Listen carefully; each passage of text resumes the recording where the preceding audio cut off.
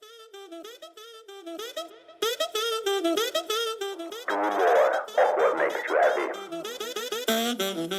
yourself, be positive. Just another mindset. Hello, friends, and welcome to a new episode of the Just Another Mindset podcast, the show that inspires you to change and live a more exciting life. My name is Ishmael, and each week I bring to you a relevant conversation, message, or topic that will not only entertain you, but help you to change towards a more meaningful and satisfying life, individually and collectively.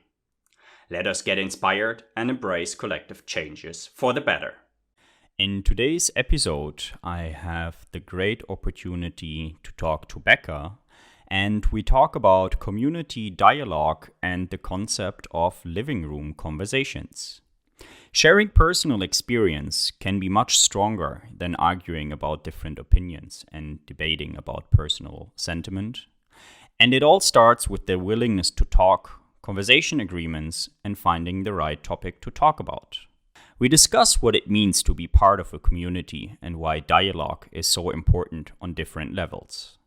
We further talk about how to address sex education if schools prohibit to do so, and we elaborate ways to openly take up topics such as LGBTQ, domestic violence, and gun restrictions, even with people who have very different beliefs and values. You will learn about the importance of diversity in a conversation and how to reach out to other communities to discuss any sensitive topic. You will get to know what conversations are being hosted most recently, and we discuss the difference of physical and virtual conversations and the felt impact of both. And with that, Becca, a warm welcome to the Just Another Mindset podcast. And the first question I have for you today is, how do you feel and what's on your mind? Oh, I feel like that should be a simpler question than what it seems. I feel like there have been a lot of major events in the past couple weeks that have been taking up a lot of sort of that thinking, feeling space. I'm feeling hopeful, and I am feeling sort of invigorated because I feel like the work that we do at Living Room Conversations is a really great way to sort of bridge some of the tensions that we're feeling, especially here in the US with the overturning of Roe v. Wade.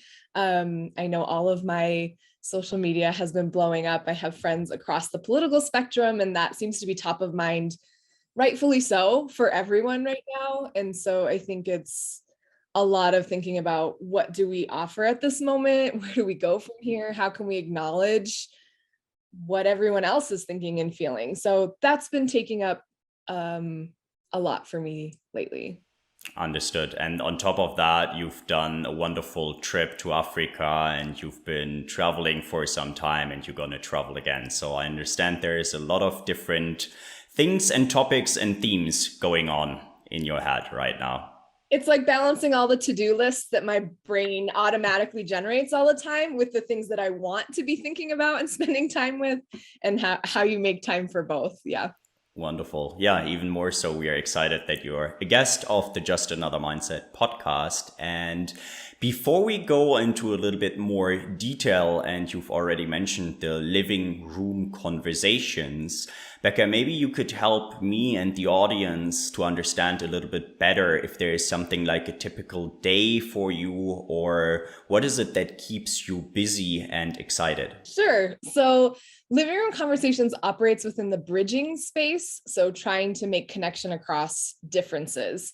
And we own the dialogic piece. So what are the conversational tools that we can help people with? So on a day-to-day basis, it may look like creating new guides. We just published 2 new guides for the LGBTQIA+ community that were motivated by team members who identify as part of that community. So there's sort of this ongoing question: what are the conversations people should or want to be having, and how can we create resources to help them have those conversations? So that's kind of the overarching drive. because it's part of this larger bridging movement, we do a lot of strategy with other bridging orgs as well. So some of my time is taken up with that, or looking at strategic partnerships. Where can we plug in to what other people are doing, because everyone is doing such great work, and we try really hard not to have a scarcity mentality and be like, there's need for all of us in this space, and knowing what we contribute and what others contribute and kind of balancing that is really important. So that's a lot of what I do, in addition to thinking about, what kind of training can we offer for individuals. So we have a couple free trainings just for individual skill building for people that are interested in using our model. And then we work with other organizations in sort of a paid services if someone wants to bring it to their workplace or their faith community or their library, then we kind of help people think through that.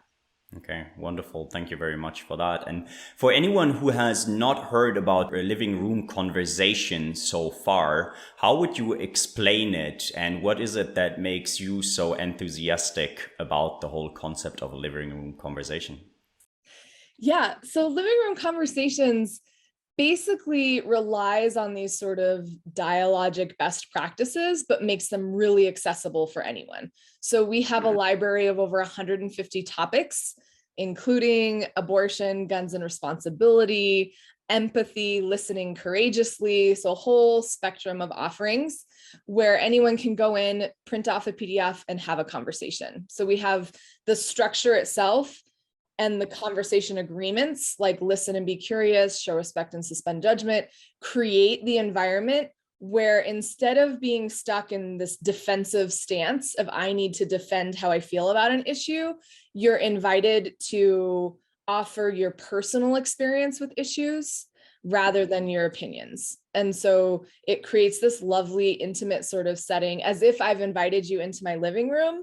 And I want my guests to feel welcome as guests in my home. You want each other to feel welcome. And so it kind of brings that feeling to potentially divisive topics, as well as just really good foundational, how do we practice listening to each other and trying to understand and letting go of feeling like we need to convince or debate or defend what we think about things.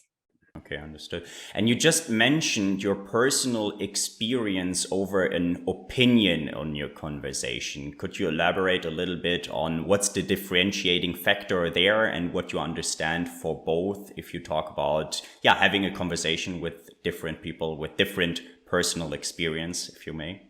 Yeah. So what the questions do is they're designed to bring out personal experience. So if I get caught in a conversation around guns, and we just had a shooting in an elementary school here in the United States, which was pretty devastating. And again, I think social media is the first place where you just see all the opinions, and everyone has really strong opinions and they're sharing other people's opinions. And you miss just being able to get in a conversation and say things like, how have guns been part of your life? And how does that inform how you feel about this issue right now? Or, I saw that you shared this article. Where have you seen that show up in your personal life? So that you can kind of get to what drives people to the positions they may have on issues, which is a much safer space because I no longer feel like I have to debate something. So for example, I was in a conversation in a university setting around guns, and one of the people involved was a therapist, and he was working with an individual who got really angry and then threatened his family. And this person was kind of unstable. And so he felt like, I need a gun because there's a very real threat to my family. And I feel that like visceral need to protect my family. And then another woman whose father had been abusive growing up, and he would use a gun to intimidate them. So she would say, I want nothing to do with guns. I don't think anyone should have guns. And you can look at both of those and say, yeah, if I was you, I would probably do the same thing. So it kind of softens or add nuance to what may be your own experience because you're looking at it within the lived experience of other people. So really what it does is it humanizes all of these issues that we can tend to deal with on a higher political level or a societal level, like where we're kind of detached a little bit from what it looks like in people's individual lives. Just from my understanding, so basically living room conversations creates the bridge, the space, the safe space for people to come together to share personal experience on 150 plus different topics around the world. And it basically, I believe, works with a certain set of rules or a conduct. Maybe you want to talk a little bit to that. So what is the basic requirements that each and everybody accepts before going into such a conversation? Yeah, so we have conversation agreements.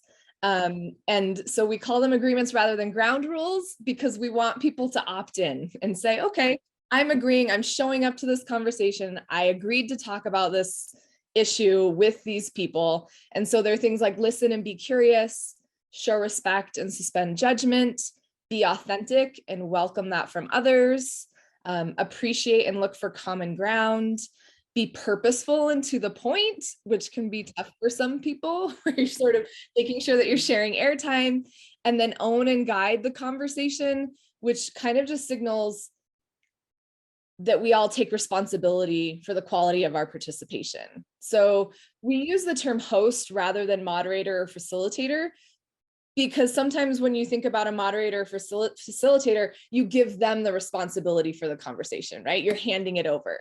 Whereas that hosting, it's more of that vibe where I'm inviting you into my living room. I'm hosting you. I want you all to feel welcome. And so my primary objective is just to make sure that these conversation agreements are being upheld, but I'm also inviting you to help own and guide the conversation. Okay, yeah, that makes perfect sense. And if you say you're hosting a conversation, Becca, in your living room, is it then Ishmael and Becca have a conversation, or is it 10 people having a conversation? Is it 50 people who have a conversation? What does a normal living room conversation look like, if there is something like that? Yeah, we found the sweet spot to be 4 to 6 people. Any more than that, and those over talkers tend to start to creep up and start over talking. The people who don't contribute as less may become more silent. The guide, it is a structured format, dialogue format. So there are times where we time you, basically, where everyone will have up to 2 minutes uninterrupted to answer a question.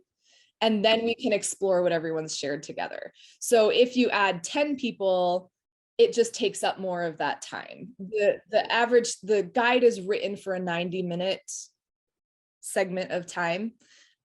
So yeah, 4 to 6 tends to be really good. Although I've used the principles and the conversation agreements in one-on-one conversations, which is the nice thing about the agreements, is they start to just sort of blend into your daily life. If you're being really intentional about listening and being curious, you can't help but then start doing that with your personal relationships. So how, if at all, do you check with those 4 to 6 or potentially 8 people before such a conversation what their personal experience on a certain topic is? Or is it that somebody can sign up for a conversation, say, okay, I would like to talk about guns, I would like to talk about pharmaceuticals? How do you actually check, or do you actually check if or if not somebody has personal experience rather than an opinion on a topic? Yeah. So there are a couple different ways to do this. We're working with this new online platform called Chasm, Kazm, and they have all of our guides uploaded onto the platform. So you could just go to Chasm Living Room Conversations, and then you could say, I want to have a conversation on this, or you can look at the other things people have posted and say, oh, there's an upcoming conversation on political stereotypes. That sounds interesting. Click on that and just join the open conversation. So there is that sort of public, we don't need to have personal relationships ahead of time, but I can look at the guide once I sign up for the conversation, kind of see the questions and the agreements and familiarize myself. We also encourage people to extend personal invitations. I think that so creating your own space, whether that's in your home in a physical location, or if you have a larger community that you belong to. We have a lot of faith communities. They happen in universities and on college campuses. So there may be a place that it makes sense for you to have it, or you can just invite people over for dinner and say, and I found this new resource that I'd like to go over. And you can send them ahead of time. This is what a living room conversation is and isn't, which you can just pull straight from the guide. Here are some of the questions. What I do in my own community is large scale community dialogue, where I'm trying to invite the entire community into a conversation. And at that point, I'll try to kind of think about what are the experiences or voices I really want in the room. And then I'll sort of do a lot of work making phone calls saying, I know that you are involved in this issue. I'd just like to learn a little bit, have a phone conversation, ask them who else I should be talking to, and kind of make the rounds that way, where the conversations require a little bit of trust. So if you want to curate that experience, you kind of invest a little bit. So I'll talk to a lot of different people. And then when I'm ready to have the event, I'll reach back out, thank them for their time. I learned so much from you. I would love if you could come share your experiences with the larger group. And then even if you have a large group, you have tables of 4 to 6 people where then they can sit together and have the conversation. Just to summarize that, so basically you give people the tools and guides that they can use also for themselves. You're not creating bottlenecks saying, okay, you need a host and this need to be a certified host to have a living room conversation, so on and so forth. But in the end, if you want to have a conversation in your living room or digitally or wherever, you can sign up with 4 to 6 to whatever many people if this is something that you actually look forward to and this is actually something that you would enjoy. Okay, wonderful. And then the second component, what you just talked about, I find that very interesting, and maybe I use that as a little segue to dwell a little bit on dialogue and conversation. And this is, I believe, a major topic for you in your life as well. But you specifically talked about larger scale communities, and in preparation for our conversation, I wondered, what do you define to be a community? And if there is such a thing, or what do you think about the word community? What is that for you? Yeah, it's interesting because I had a community initiative a couple years ago where we were trying to bring people in to observe courtroom cases dealing with sexual assault, childhood sexual abuse, and domestic violence. And that was the question we asked everyone. Like, what does it mean to be part of a community? What kind of responsibility do you have to be aware of the issues that your community faces? And it's a question that we have in some of our guides as well. Who do you identify as part of your community? And what does that mean to you? And I think it's really interesting, both what I've heard from other people and what I experience myself. Sometimes we are defaulted into belonging to a community, either because based on gender, based on where you live, that there are sort of these communities you don't really opt into, but you're just a part of. And then you have to kind of define, what does that mean to me? How engaged do I want to be? For me, I also find community with people who share common interests or care about a certain cause. So I think that the idea of community is really fluid, and it is something that can be created, as well as something that you're just by default a part of, but then you get to define, what does that look like for you, And then I understand that part of your job is also to bridge different communities together, right? I mean, you are maybe part of the community of a particular town, but within this town, you still have 10, 20, 200, 5,000 sub-communities, for some of which you opted in and for some of which you didn't do anything because you're just born that way, or you earn that way because of a certain job, and so forth and so forth. Okay, so it's a very fluid understanding that you have of communities as well. And when did your interest in working with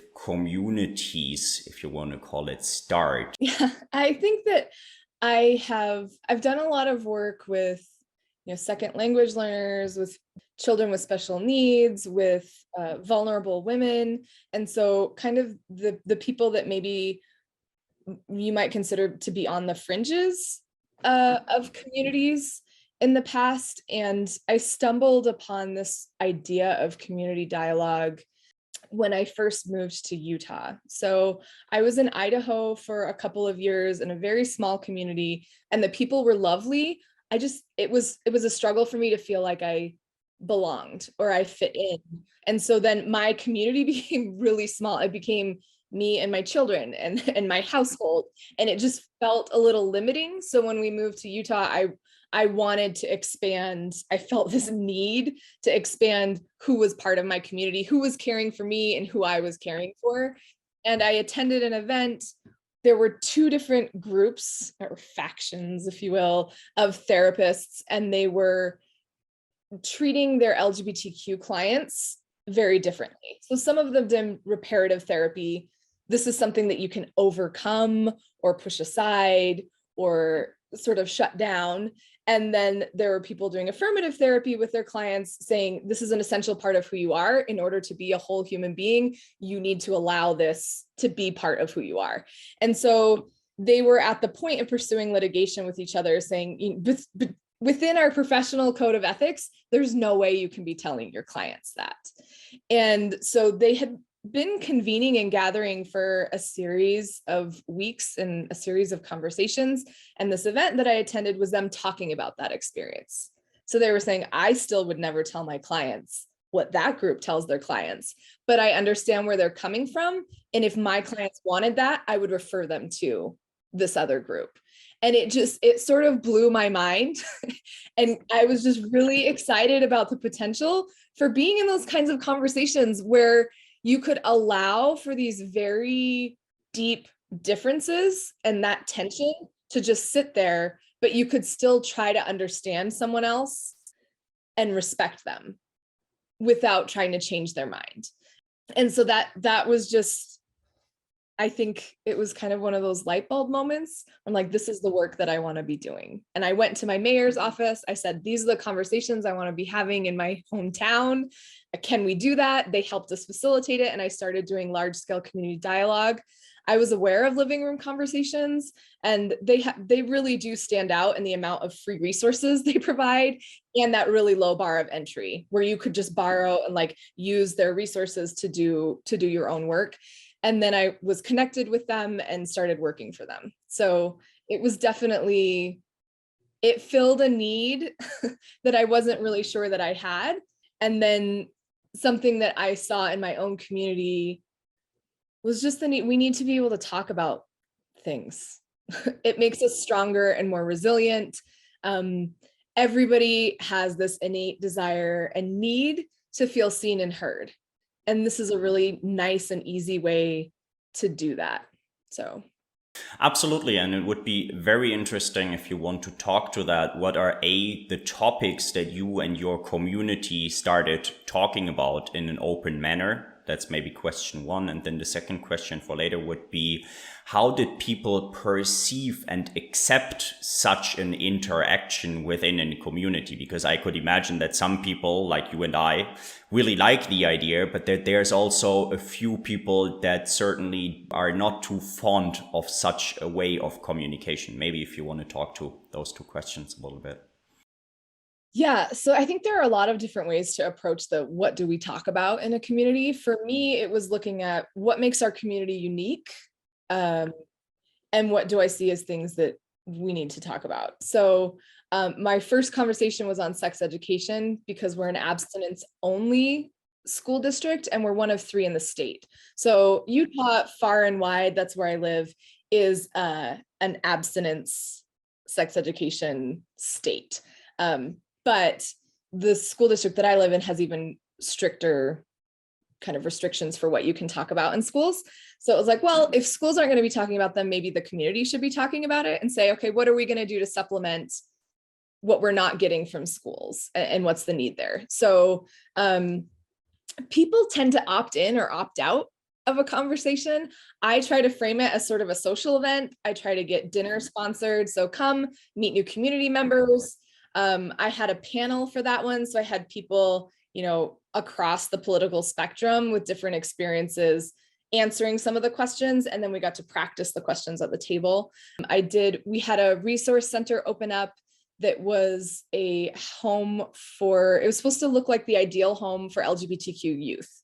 and it was new and it popped up in our community. So I was like, well, this might be a great place. We have a very predominant faith community and religion.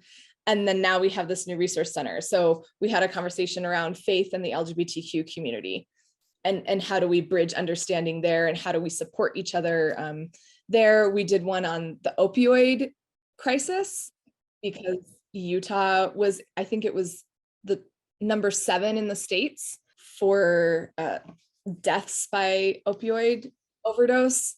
And then we had really high incidence rates of domestic violence and sexual assault in the state.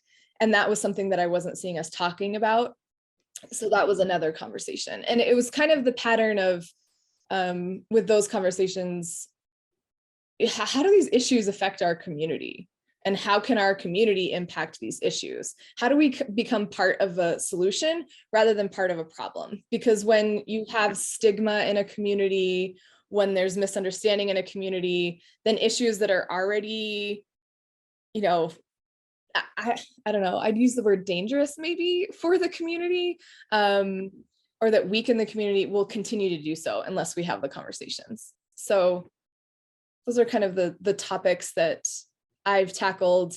And then as far as getting buy-in, I usually try to work with direct service providers in whatever the issue is and say, I'd really like to talk about this. Who should I be talking to? What resources do you offer? And then when we convene in that large room, I make sure we have tables in the back with literature from those organizations. So if someone shows up and wants to volunteer, they already know where they can volunteer. If someone shows up and needs direct services, they know about the different providers in the community. So I try to work within organizations that this is their main priority, what we work with. So it's not me jumping in saying, we should talk about this, and I'm going to establish myself as some sort of pseudo expert for why we should be talking about it. I try to get buy-in from the community at large. Which makes perfect sense. You're basically hosting, again, different, personal experience with a topic rather than proclaiming that you have all the experience, all the opinions on all those topics. And what I'm just, when you were talking, we're thinking about, because all the topics that you mentioned or all the conversations that you mentioned, I could experience people bringing a lot of personal experience or personal perspective, but also a lot of emotions into a conversation. Is that something that you encourage? Is that something that you deal with? How do you help people to maybe also get the emotions under control? I don't know if you have any thoughts on that. Yeah, I think especially with highly sensitive topics, we try to focus on what's been the impact of those experiences on your life, rather than expecting you to relive something that maybe is highly emotional or traumatic. So, and I think people are generally comfortable in that space. And then we spend a lot of time with those conversation agreements. What does it mean to listen and be curious? That means conversations are as much about listening as they are about talking. So, and the structure of the guide, the sort of, you'll have 2 minutes uninterrupted, also really helps people with those strong emotions, because they don't have to worry about someone jumping in and interrupting or asking an immediate follow-up question. We're just going to sit and we're going to practice listening. Everyone gets 2 minutes, and then we'll take some time to explore what people have said. So the rhythm of the guide, the structure of the guide kind of helps to mitigate that. And then, we'll do some work ahead of time saying, if we're talking about race, there are going to be some strong feelings, and we're asking people to share personal experiences, then we really are going to need to lean into this. Let's be authentic and welcome that from others. Let's really listen and be curious. And when emotions come up, and that's what we do in some of our supplementary training. So people that are maybe worried about that sort of thing, taking these guides out into the wild, would be, let's pause and let's take a collective breath. Or when you notice tension, saying, I'm noticing some really strong emotions coming right now. Let's just sit with them for a minute, and then we'll come back to the conversation. So there's kind of automatic things, and then there's we talk about it as being sort of a practice. So then there are things that you'll just develop as you continue to try these. And maybe you don't start out with a conversation on race or abortion, and you start out instead with a conversation like, communicating with care, empathy, listening courageously, something that's a little more foundational, even just for yourself to get used to the format and what it feels like to host a conversation. No, absolutely. I think this is why hosting requires quite a bit of skill, I imagine, because yes, you forward this structure to people that people can interact with under this structure, but still it's something to, help different people to have those conversations. And another topic or another question that came to mind is if you maybe want to talk about exemplary challenges that you had with different conversations on different topics, but also to turn that around, and what is the big accomplishments for yourself, for your community that come to mind. So I guess this is also something that keeps you motivated about the whole thing, but maybe you want to talk about a little bit about the challenges, but then also about the accomplishments. For the challenges, I feel like there are the things that I've experienced and that I hear most often, on sort of a more broad scale, is people that feel like they need diversity in a conversation and they're not sure how to get it. So typically that will look like, I want to be able to talk to someone from the opposite political party or from a vastly different political ideology. I don't actually have any friends that fit that bill. So what do I do? And so again, it's that, which is why in a way, community-wide organizing can be a little easier, because I can identify organizations and then say, I would love to partner with you on this event, or I would love to learn more. And then maybe they can share with their audience. But there's a certain amount of building of trust if you feel like it's critical to have diversity in your conversation, or a specific type of diversity in your conversation.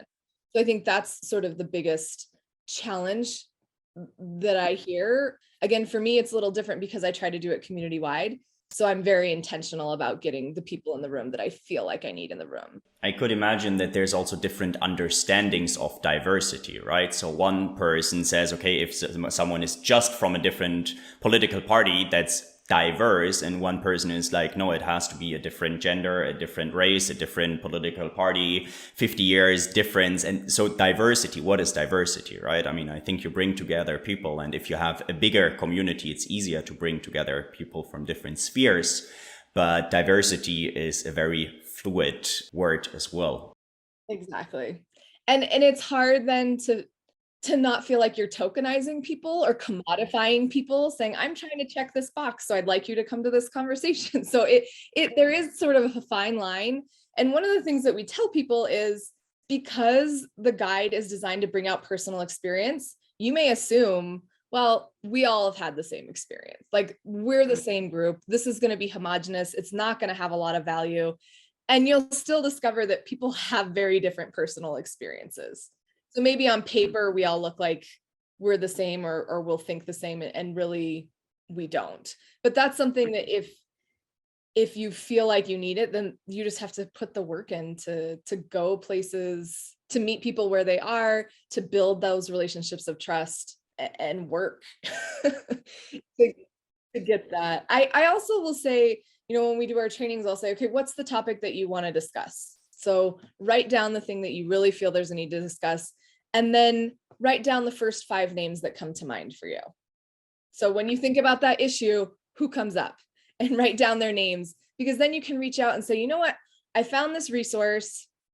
I really want to have this conversation, and your name came to mind because, and then you can still do the same thing, expanding your personal network of who else should I be talking to.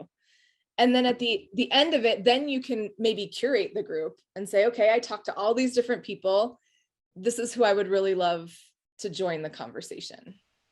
That makes perfect sense. And how much of a push and how much of a pull is it for those conversations? So how often do people approach you and say, I would like to talk about X? And how often do you approach people and say, we have a conversation about Y going on, and I think you would be a good fit because of tick, tick, tick? I think that's probably different for everyone. Because I focused on the larger community, I kind of give myself more time in between, just because it's more of an effort to convene that many people and get that much buy-in. I try to post a conversation on that Chasm platform every month. so that it's just an open conversation that anyone can join. So that's kind of my regular touch point with people. And then if specific issues arise, then I'll try to create a small group and say, I would love to be able to talk. Like, for example, with members of my own faith community, we published a guide, Faith and Race and Faith Communities. And I really wanted to be able to have that conversation with people who are in the same faith community I am. So then I reached out to people and said, would you be willing to join this conversation? And how often does that happen, and what is the topics that maybe most currently, the ones that you want to talk about, have organized something like a living room conversation in your community or also on the large scale communities? Recently, for my community-wide stuff, I recently joined, or I'm part of a citywide kindness committee. So we've been thinking about, again, this idea, who do we consider part of our community? How do we strengthen our community? So we've been looking at mental health, which I can also say from my living room conversation standpoint, mental health has been in the top 3 of guides downloaded for probably 2 years now, consistently. So consistently, it's something that, and I think especially with COVID, that it's something that people are looking at more often. So that's a huge theme that I've seen, nationwide as well as in my own community. Belonging is another one that I've seen both nationwide and in my own community, or have tried to do. And then we've done a conversation on kindness as well. But mental health, we started creating more resources to sort of expand the number of conversations. So one of our racial equity partner is also a high school teacher. And after the most recent school shooting, she said, I think we should have a guide, mental health for educators. And so she helped to create that guide. And then she's doing a master's program right now and is piloting the conversation with the other people in her cohort, because there's a huge demand for being able to talk about mental health. No, absolutely. And I believe over the past 2/3 years, there has been a big demand for mental health topics. And it's been something that's been talked about, I guess, globally. I think people had more time to reflect, to think about certain aspects of mental health, and then also to start engaging with other people and talking with other people about well-being, about belonging, and so forth. And if you may want to share something about either of those topics, how would a living room conversation, for example, on belonging or on mental health look like? Do you have some examples, practical examples that we can share, or how would that conversation go? We try to be careful about, we're not therapists. So again, there's sort of that caveat of, we're not expecting anyone to go into detail, but this is a place where you can share the impact. And what we're really trying to dig into is, where does your personal experience sort of rub up against social stigma or challenges or barriers? So, we'll ask, we created a guide on being alone. So solitude versus isolation. So we asked something like, what are your best experiences of being alone? Or are there times where being alone has been difficult for you? We have a guide for mental health and your body. So thinking about ideas around your body and how that's impacted your mental health. We created a guide, which is actually a high school student who's part of our youth council who helped to write the guide. And so then there were different questions. So youth are dealing with different things than maybe I'm dealing with. So sort of this question about, do you find yourself caring for the mental and emotional health of others? What does that look like, and what impact does it have on you? Because I noticed, at least with, my son, who's 15, that it's great that they're sort of sharing with each other how they're feeling, but it can also be really heavy. And if someone's struggling with something really heavy, that's a lot for a 15-year-old to handle. So those sorts of questions, and a lot of questions, we usually always start with a sort of a past one. So what experiences from your life, family, work, your religious background have informed the way you feel about mental health. So what are you bringing? What's your backstory? Or to have a conversation around race, it would be, were conversations around race part of your upbringing? What did they look like? How does that inform your desire to have conversations around race now? So everyone kind of gets that chance to talk about their backstory. What are the cultural components that have led to how you understand an issue? And then sort of a current landscape, what's going on right now, and then sort of a hopes or concerns for the future. So all of the guides have those that general sort of progression in the question. And you've talked about those guides quite a few times now. How are those guides being prepared? You said like there is different people who prepare them, different educators, different teachers, I believe different community members, and probably there is no, this is a person that creates such a guide, but who can or who usually does create such a guide, and who is it being validated with? Who comes up to Becca and says, I have a super cool topic and I've created a draft for the guide, can we look into it? How does that work? Yeah, so guides are created for a couple of different avenues. They'll be internal. So we'll say, okay, with the murder of George Floyd and all of the sort of racial justice uprisings that came in the summer of 2020, we looked at our own stuff and said, okay, what do we have and what are we missing? So sometimes it's generated by our own team, seeing this is something that we need to be talking about, and maybe we don't have enough resources for people. The other way, another really common avenue are people who are, we call them kind of our veteran hosts. So the people that have been doing this a lot, that have a relationship with our community, will say, you know, our Listening Courageously guide came about that way, where someone who just, her role as a host, she really sees as listening, and that's what she sees as being sort of the crux of the conversation. So saying, I'd love to create a guide specifically about listening. And then sometimes it comes from anyone. So we'll get emails saying, do you have a resource around this? And we'll say, oh, no, we don't. And actually, that's a great idea. And so we'll say, you know, what are you kind of seeing? What kind of experiences would you like to see people share? Or what does the current landscape look like? Why is this important to talk about? And then we'll create a draft and then we'll share it with them so they can look at it. And then we kind of go back and forth a little bit, or we partner with organizations that this is something that they really care about. So we've done that a couple of times too. So you'll see within our offerings, there are some guides that are co-branded. So it will have the organization's logo as well as ours, because we worked together to create this resource.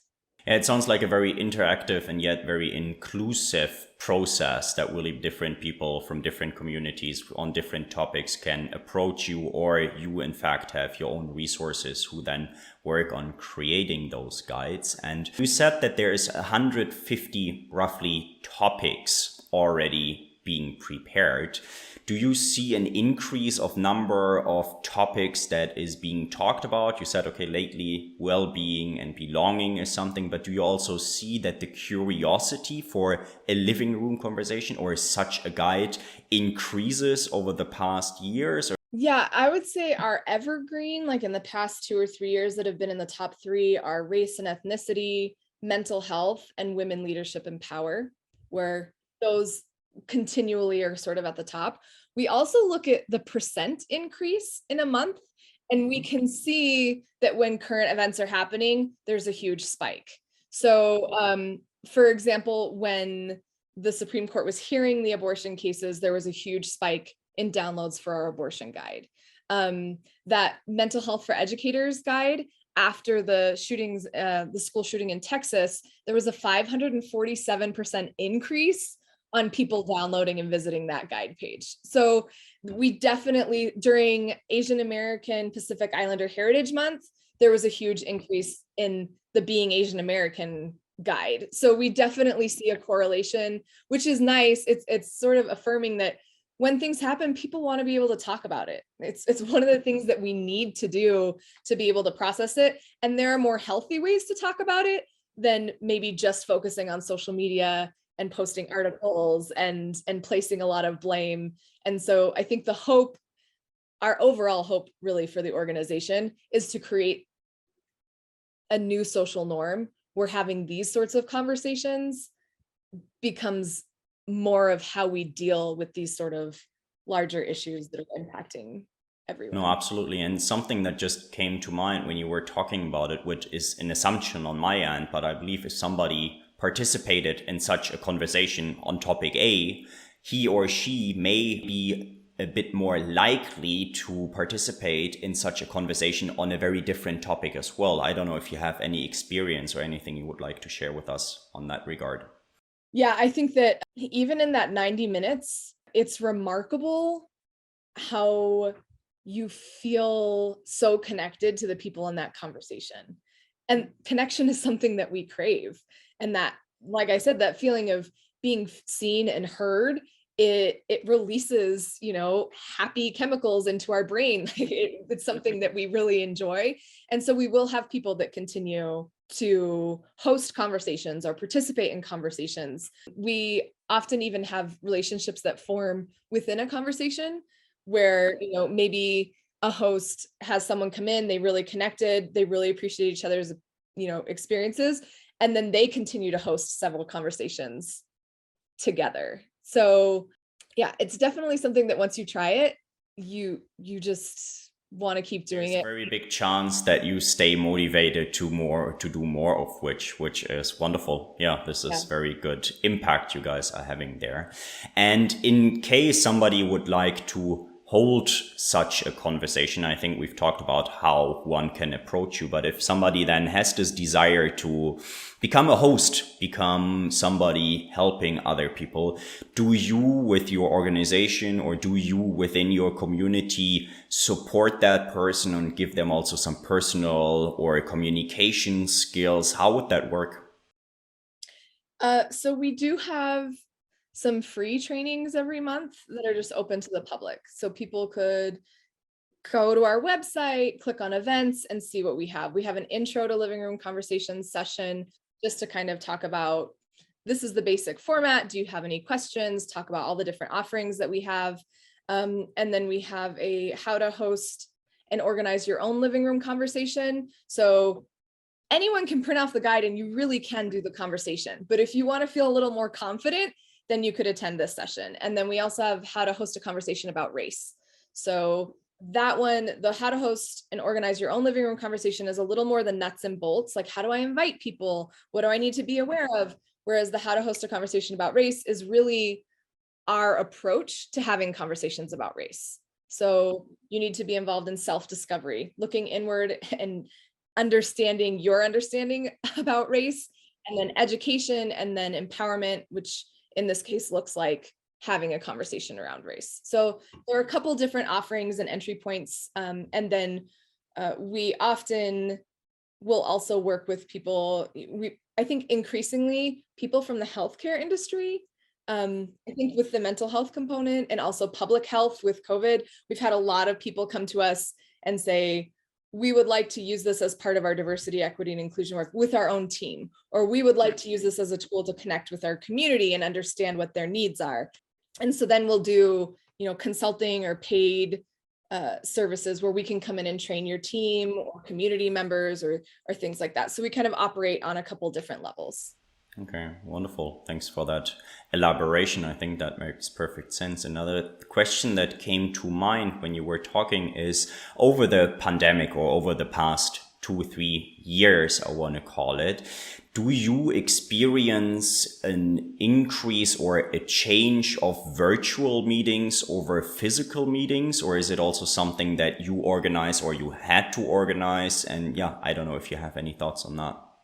Yeah, we had actually been doing virtual living room conversations before 2020. So we kind of had our foot in the door and had some experience in that realm. I think after 2020, we for sure saw a huge influx into this is the only way that we do things. But even before 2020, we had this 18-month research study by Fetzer Institute. And at the end, they found that there was no significant difference between the virtual and in-person conversations with how people felt the impact. Certainly there's a different feeling when you're in person versus online, but being online can also be nice in a couple ways. You can connect across larger distances. You see everyone's face at the same time. So it's not like a circle where maybe everyone's looking at the host just as default, but we're all looking at each other. There is the chat feature. So if I'm hosting online, I'll always say, if you're feeling uncomfortable and I don't notice it, feel free to send me a message in the chat. And then I know to pause and come back. So there are pros and cons to both. But overwhelmingly, we've found the impact to be the same, that people still have that sort of feeling of an intimate conversation where they're able to share experiences and feel seen and heard. That one I actually find very interesting, and I believe it's also dependent on the participants of a conversation and how motivated one is for having such a living room conversation, right? So if somebody really is up to, which I presume most of the participants of a living room conversation are, then the motivation is up and then they experience an intimate feeling or surrounding. Whilst if one may not be as interested in a topic, then probably virtual meetings are not the same as physical meetings. But I believe that's something you don't really have to deal with too often because you have engaged people who are curious. And I think that it's a little different when you're within an organization, right? Like if you're working in higher ed and you want to do it as part of your coursework, where people don't really get to opt in or out, like they need to do it. We recently did a conversation on sort of women in society, women leadership and power for a company with their executive team. So you couldn't, again, it was something that you had to show up. So it wasn't I would love to have a conversation about women leadership and power with my coworkers. It was kind of, this is what we're doing. And they did ask, and that was the topic that people wanted. But I was blown away by how honest people were in the conversation. So I heard women saying like, I wake up every morning angry going to work, and I'm just angry at like having to be in a place that's so male dominated, or I feel this immense amount of pressure to walk this fine line of being an executive and seeming warm and not too overbearing and not being perceived as really aggressive. And even the men were saying, I've noticed this, like this female executive got up and was speaking and I found myself judging her. So it's still possible to create that. And those were things that they hadn't told each other before, even though they were coworkers working within the same physical space. We had this online conversation and they were able to share some really real stuff. No, absolutely. And that loops us back a little bit to the accomplishments of the living room conversation. So this is one very nice example, and you've mentioned a few, but is there particular moments, particular conversations that come to mind that really, are always in your memory when you think about, okay, this is why I do what I do? And I don't know if you have any thoughts on that. Yeah, it was actually my first community conversation. So the one on sex education. And as people walked in, we would kind of try to ask them, on this issue, which way do you lean? So not in everything in your life, but on this issue. And then we would try and kind of assign them to tables based on, so try and get a pretty good mix of who was at each table. And there was a woman who works with a pro-family organization, and they go to the UN and they sort of I don't want to say like watchdogs, but they'll look for inroads to be able to promote sort of this pro-traditional family ideology or feeling. So her and her husband were sitting at a table, and with them they had an individual who was non-binary, so and was dressed like could be a very non-traditional way. So had some makeup on, had long hair, had a beard, had a dress, and was at the same table with them. And afterwards, she came up to me and she said, we had such a lovely conversation and thinking about sex education. And, we have 6 kids and just hearing their experience. We exchanged phone numbers and we want to keep in touch. And it was really, I was nervous when I saw the table and who we were going to be talking to and thinking we wouldn't be able to connect, but ended up having like a really nice personal connection and the ability to start a friendship. And for me, that was it was just this really lovely moment of how often we keep ourselves out of relationship and conversation with people we don't think, like even just by a quick glance, like there's no way we're going to be in a conversation together. But when you show up with time and intention to have a conversation, and when you have these sort of safeguards in place or this guide that can help to eliminate some of the barriers that keep you out of conversation, then you really just get to see people as people. And that's kind of the goal of everything we do. No, that's super wonderful. And this is why I want to acknowledge you for all the work that you do and bringing people together, hosting such conversations, because you are really the bridging point for people who may never ever interact without your help, without your support, without your hosting. So thank you very much for doing that. And that sounds wonderful. That sounds like a very impactful and powerful example of why it's important to bring people together who have very different personal experience, right? It really is. And I feel like a lot of the healing that we need in society can just start with a conversation. And it may lead you into advocacy or activism or policy, implementation or creation, but really it just starts with a conversation. No, absolutely. And you just said something, the healing that we need. And I would be very interested. I mean, on the one hand, I just learned and I now know that there is different topics that Becca can suggest, that Becca can write a guide about, and that Becca can host a conversation about. But what do you think, or are there particular topics that you would like to hear people talk more or more frequently or more globally about? Is there something that comes to mind that you would really wish that people open their hearts, open their living rooms for other people to come in and to have a conversation about? Certainly, I would love to see these sorts of conversations become a norm when large issues arise. I think it's a really good way to tackle highly divisive or just overwhelming topics. But the conversations that I would love everyone to be a part of is just something easy like empathy or listening courageously, just being able to practice, or belonging, sitting in a room and actually having to practice it. Say, okay, for this 90 minutes, I'm going to do my best to listen and be curious. I'm going to suspend judgment and show respect.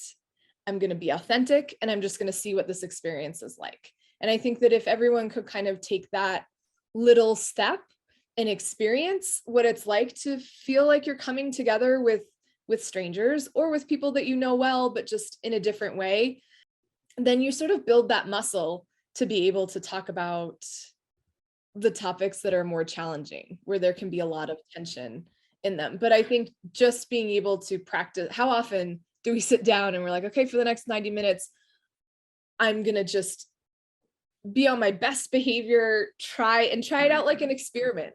And I'll often invite people to look at the conversation agreements and say, pick one that you want to work on during this conversation and really hold on to it and just build your capacity and the ability to have more connective conversations.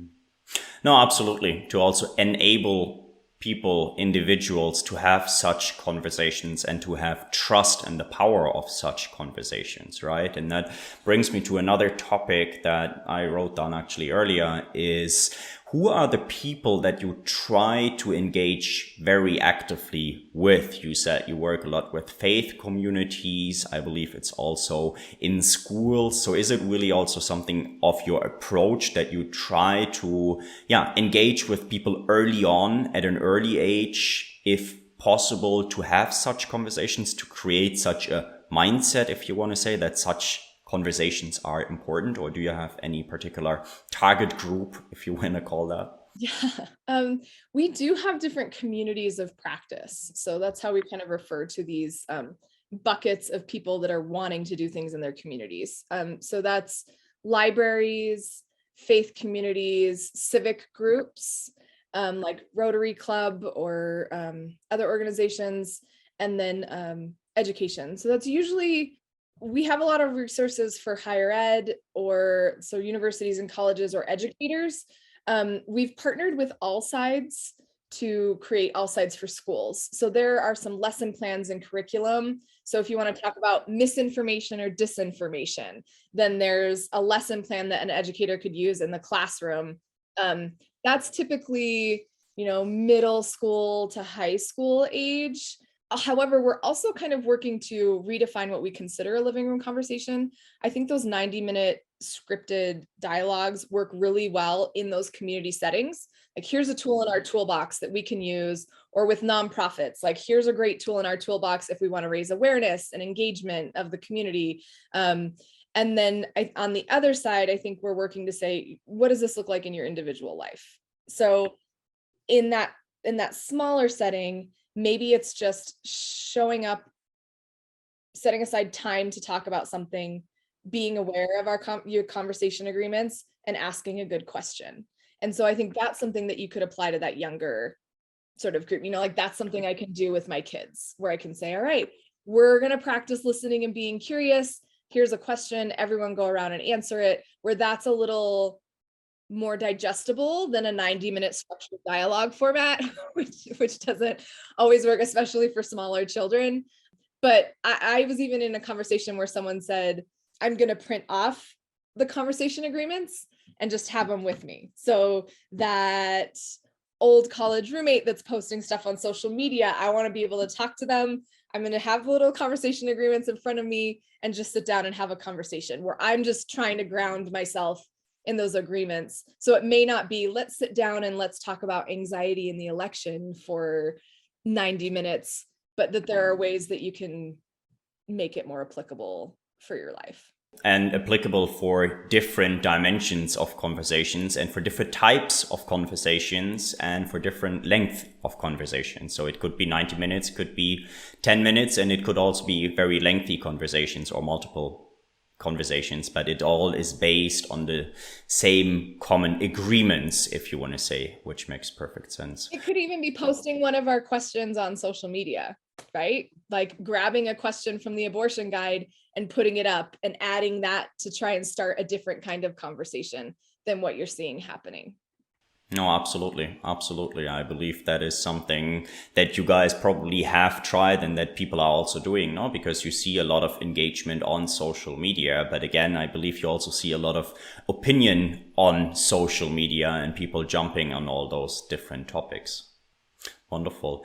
Becca, thank you so much. There is actually 3 questions that I ask each and every of my podcast guests. But before we go there, is there something in regard to dialogue, in regard to living room conversations, or in regard to anything else that you feel we haven't touched in enough detail today?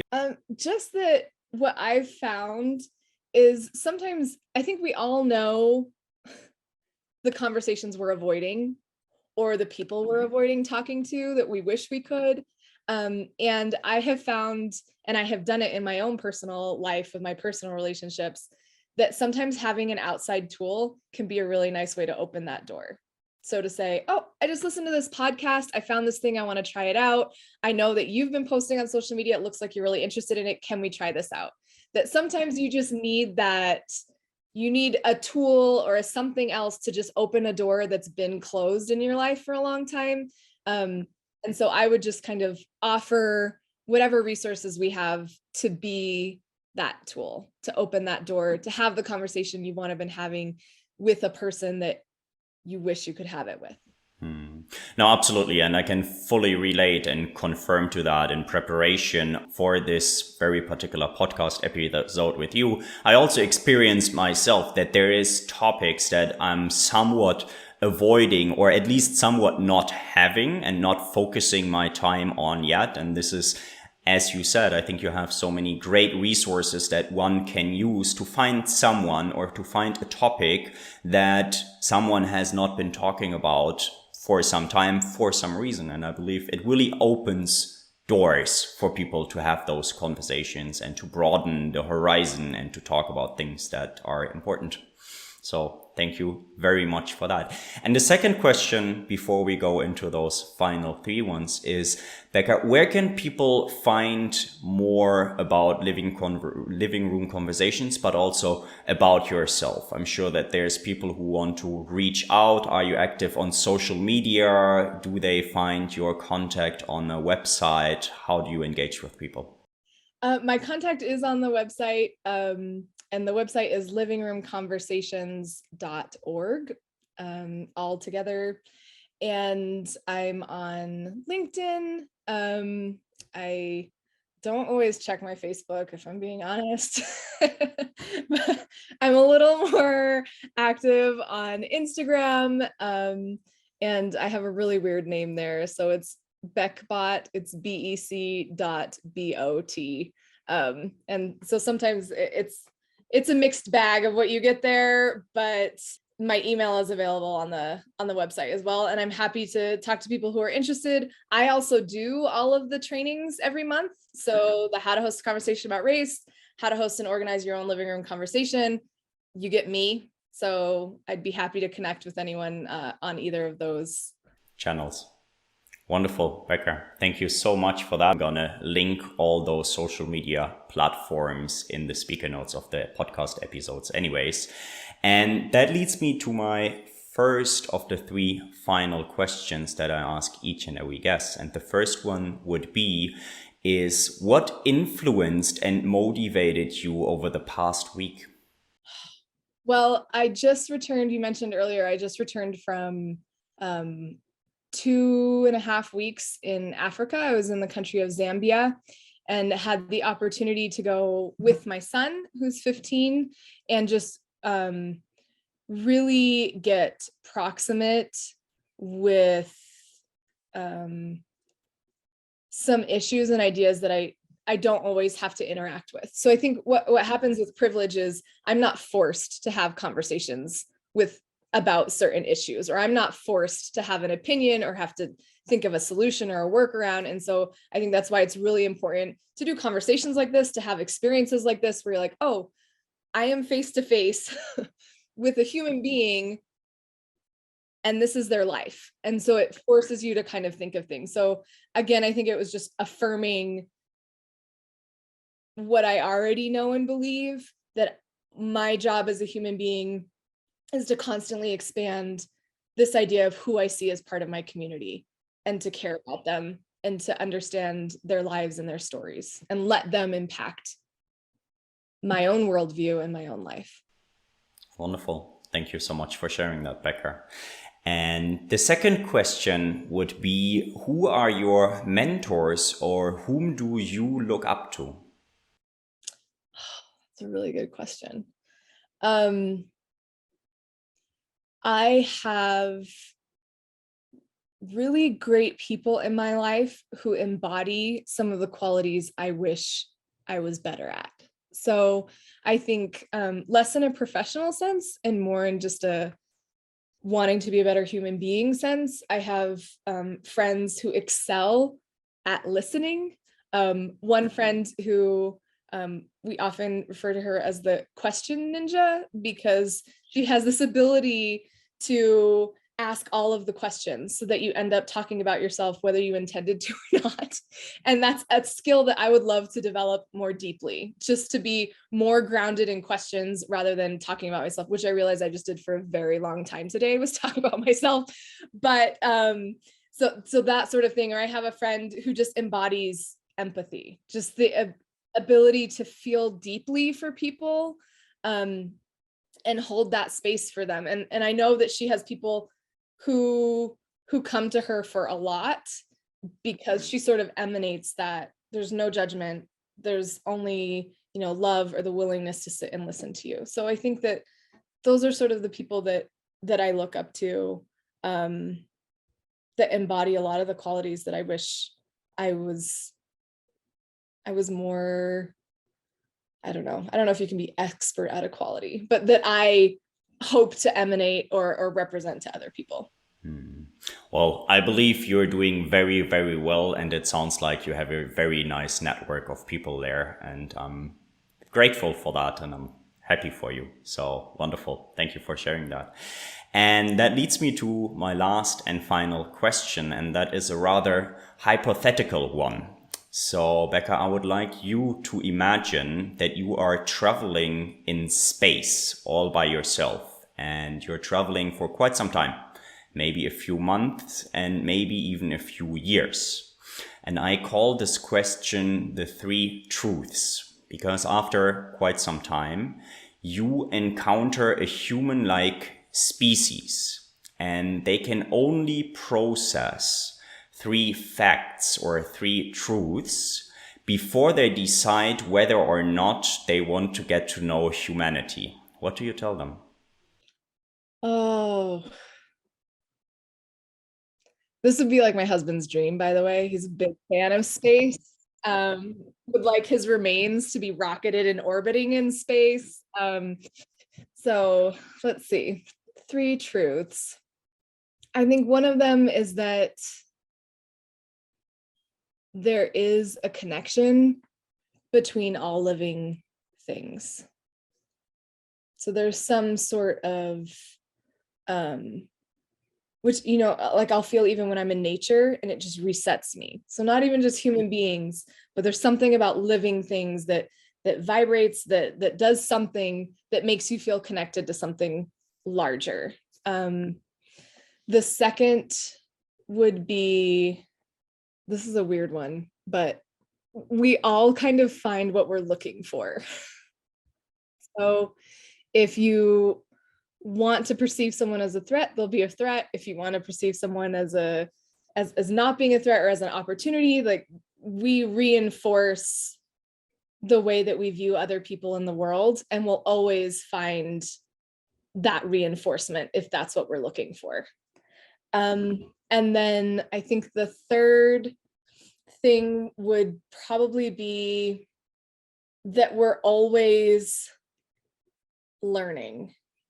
I think sometimes we get stuck or think that since we've been handed a certain ideology, a certain experience, a certain trauma, that we're stuck, but we have the ability to take in new information, relationships shape us, events shape us, and that we can always add to our understanding. And I think that's kind of one of our primary imperatives, is to always be learning and trying to understand more. Wonderful. I love it so much. Thank you very much for sharing that, Becca. And again, I want to acknowledge you for this beautiful conversation, but also for all the great work that you are doing personally and that you are doing with your organization of the Living Room Conversations. And with that, thank you so much, Becca. And yeah, if there's any last words, feel free. And thank you so much. Thank you. This has been lovely, and I've enjoyed having this conversation as well. So thank you for having me. Likewise. Thank you so much. If you enjoy and learn from the Just Another Mindset podcast, please make sure to share this episode with a friend or two and subscribe on YouTube, Spotify, and Apple Podcast.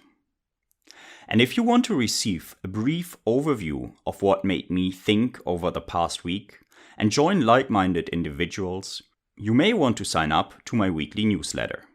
It is easy to sign up. It is super easy to unsubscribe again. You will get information on the newest podcast episode, and you will also get an overview of the content, books, and podcasts mainly, that I am consuming, and I evaluate what I've learned over the past week. You will also get your weekly dose of optimism, because you will receive the Smile News with 7 things that went right this week. And finally, you will get access to all my speaker notes that you can use to follow exercises and answer questions discussed in the podcast. Just follow the link in my bio to sign up for my newsletter, and I'm already excited to see you on the other side. If there is any future topic or guest that you would like to hear more about on the Just Another Mindset podcast, please let me know by leaving a comment on YouTube or sending a mail directly to contact@ishmaelwondergarten.com. And if nobody told you lately, be reminded that you are worthy, you matter, and and you can achieve anything.